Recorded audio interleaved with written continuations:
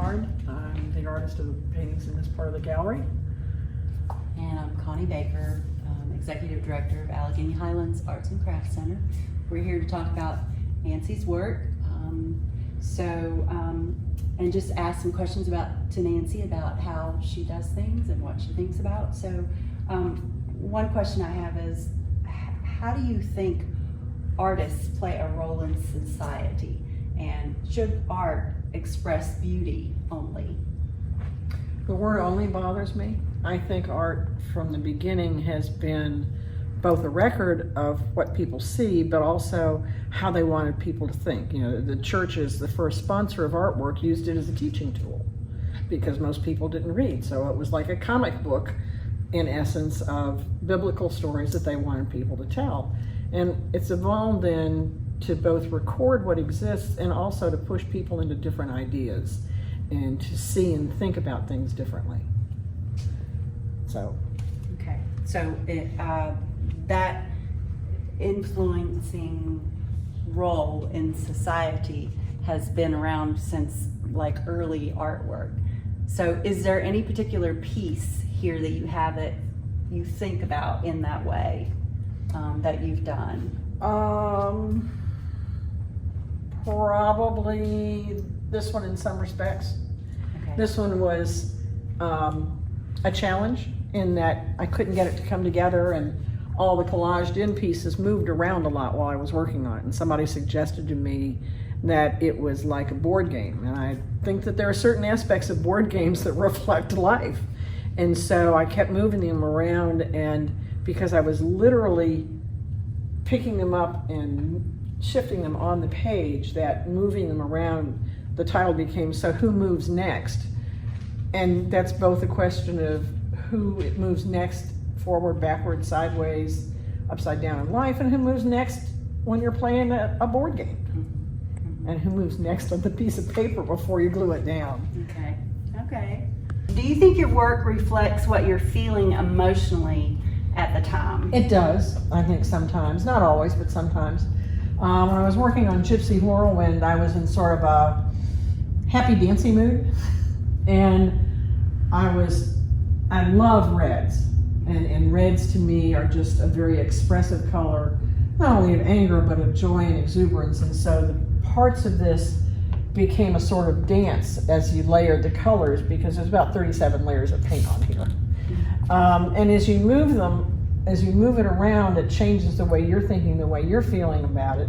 But this was one that came together very nicely for me initially. And then the last few bits, the swirly, loopy calligraphy things, were something that just sort of evolved, and it was just a happy little dance with the brush and the bottle. Mm-hmm. Do you listen to music while you're doing? Sometimes. If I have something that I'm getting bogged down in, lots of times I'll put on something Celtic that moves really fast, that makes my mind move faster, and sometimes my brush moves faster. Okay. But sometimes it's just real quiet in there. Okay. Sometimes when I'm really into the painting, there's something on and I don't even know that it's there. You just get so immersed in it that everything else goes away. Disappears. Okay.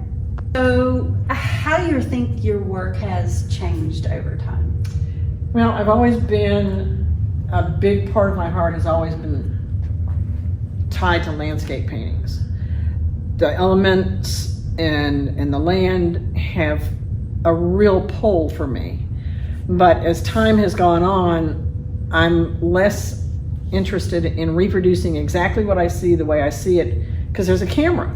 And I don't need to do, for me, is to paint my response to what I see. So in something like Standing Before the Storm, I had been to Scotland. There had been wonderful weather, but we did catch a little bit of rain. But just the imposition of the rugged cliff and the rocks and the winds that were there just sort of swept through me. And so the landscape is not a specific point. It's how I feel about that landscape and how that landscape makes me look at things differently and conjure up what it was like when the Vikings invaded or when someone was marching through. It's a place with a lot of history, and so if some of that comes through, like what's been happening here, that there's this kind of storm, then I'm happy that I've managed to make people think about that. It does look like a storm going on. Yeah. So this is a newer piece, or this is an This older is probably, piece? no, this is a newer piece. Okay. The older ones are a lot tamer, but there are still times, especially with the first break of spring, that I just want to catch that hot lime lemon green ground as it changes color, and the hot pinks of the red buds and so forth. And so from time to time you'll see me do very traditional style landscapes. But this one was, I wanted this show to be more about the things that are closer to my heart and my head, that are hard to put into words, but I can put into paint more readily.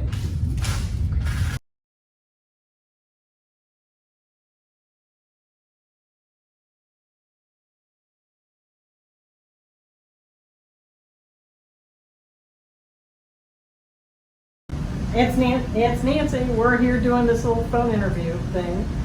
Joni, talk a little bit about what artists you identify with. I know you refer to them as your paint saints. Yeah, So who are those? I really don't know who to start with, but the biggest love-hate thing for a lot of women artists is Picasso, because he really was generative and reformative, and he could draw like a whiz. I mean, he was doing that at 12. So was I, in a way. You know, I could put it down. And I set up my portrait business about that age.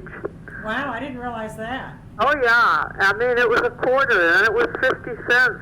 And as a real professional, I got $1 for a profile and $3 for a three-quarter. That doesn't make sense, doesn't it? Well, it does. You've always drawn like a dream. How did you make the shift from doing portraits to doing the more abstract work like you're doing now? Well, I entered college as quite the novice. Again, could draw better than most, realistically. Well, whatever. and yet, I'll never forget, in figure drawing, we were told not to do the head. I loved doing the head.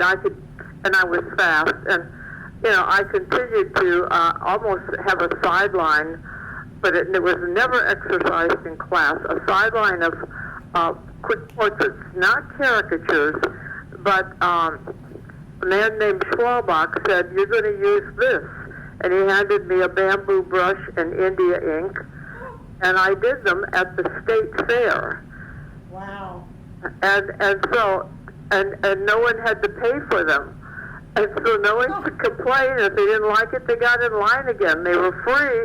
It was a come-on to the big professional art show there and the state rural art show. Anyhow, that's just one story, and it's funny how I hark back to it.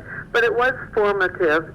And yet, I have gotten to the point, at least in the last 20, 30, 40 years, I'm pretty old, that I would rather invent than simply put it down, simply record. Yes. I have a great vocabulary of form because of all the drawing I did.